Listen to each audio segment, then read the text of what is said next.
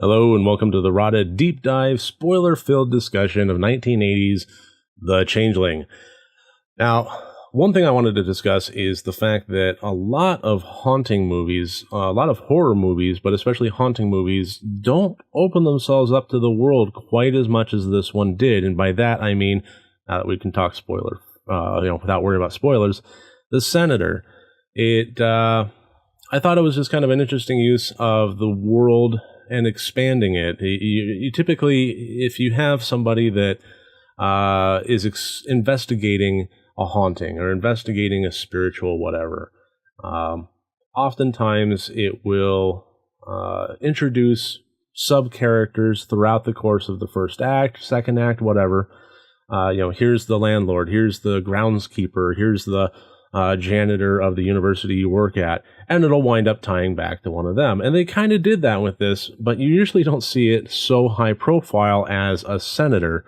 It was interesting from a political point of view and a world building point of view that they went that high with it, and I thought it worked well. I really enjoyed it.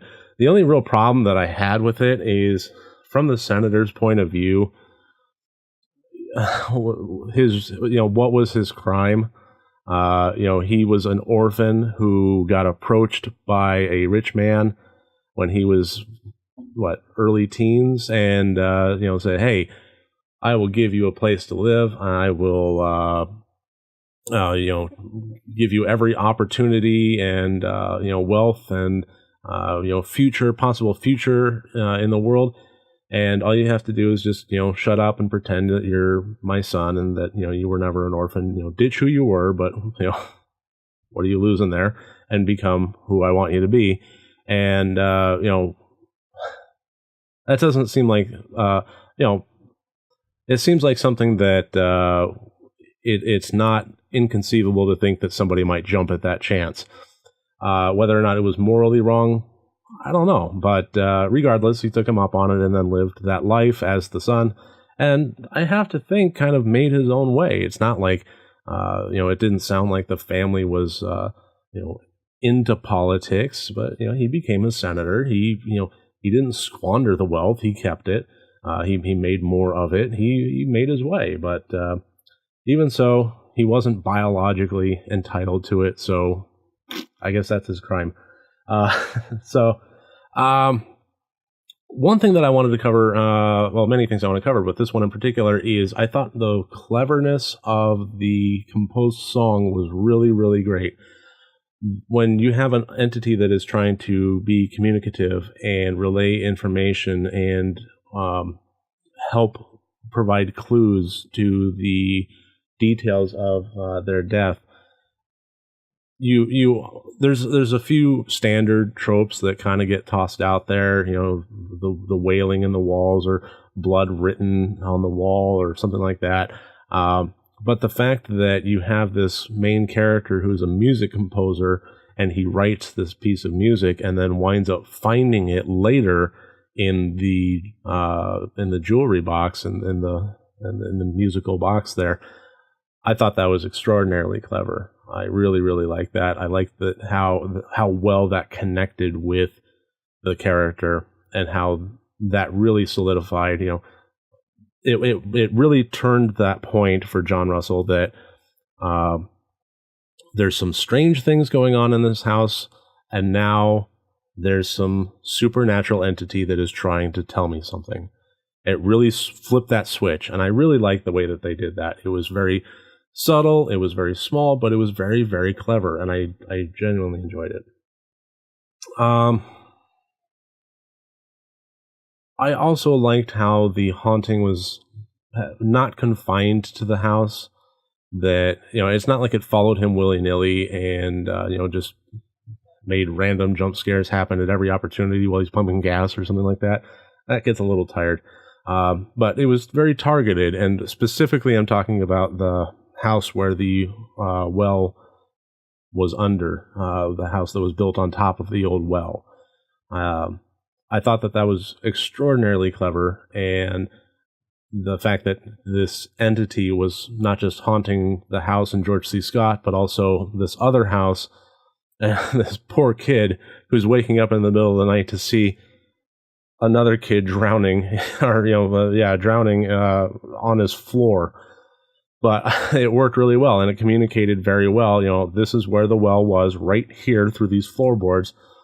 I really like that mother's exchange with George C. Scott there. Like, well, what do you want to do? You want to tear up the floor? I'm like,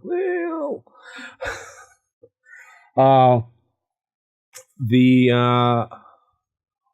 it's not really a complaint, but one thing I wanted to talk about was the misdirection, and by that I mean the Cora element, the little girl that had died by the coal cart. They did the investigative work. They went to the Historical Society. They found that a family had resided there whose daughter had been killed by a coal cart.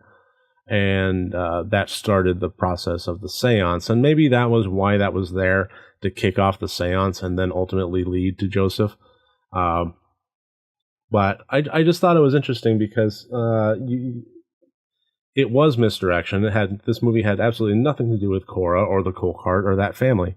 But by having it in there, it seemed like it brought the story one step closer to the truth, regardless.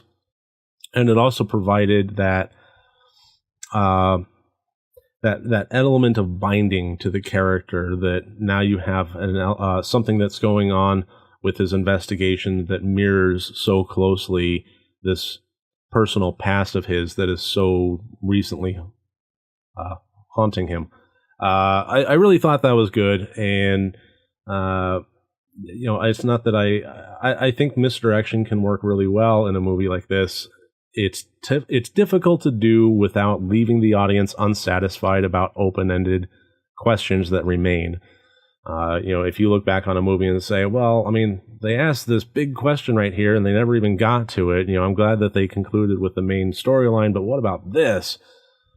I really didn't get that sense out of this one. It felt like, okay, well, that had a purpose for character development, for plot moving forward, and so on. I'm glad they did it. I'm still kind of curious about it, but that's pretty much all it is. It's not a complaint; it's a curiosity. And again, I really, really love investigative horror, and it's a difficult thing to do perfectly right, and I think this movie did it. It has to strike that balance between getting the clues from outside sources without seeming dry, getting the clues from the haunting entity without having jump scares every 2 minutes and exhausting the audience. The way this balanced, is this haunting entity malicious, or is it simply trying to tell me something? Is it going to provide clues? Am I going to help it, or am I going to run from it? And the fact that you were just kind of hopping from one foot to the other on that, throughout the movie, I thought was really, really good. I mean, even towards the end, I helped you out. That's what you asked me to do. That's what I did. Maybe it wasn't to your satisfaction, but I helped you out, so shut up about it. And, no, you're gonna get smacked down for it. So, there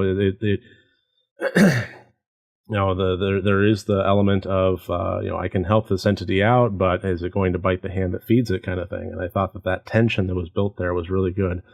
So just high marks all around. That's pretty much all I have to really talk about the Changeling. But if you want to talk about more, if you disagree with me, if you have points that you'd like to raise that I didn't discuss here, I would love to hear it all. So please leave comments in the comment section below, and I will be reading them and engaging with them. Other than that, I really appreciate you making me a part of your day, and I really hope to see you tomorrow. Thank you.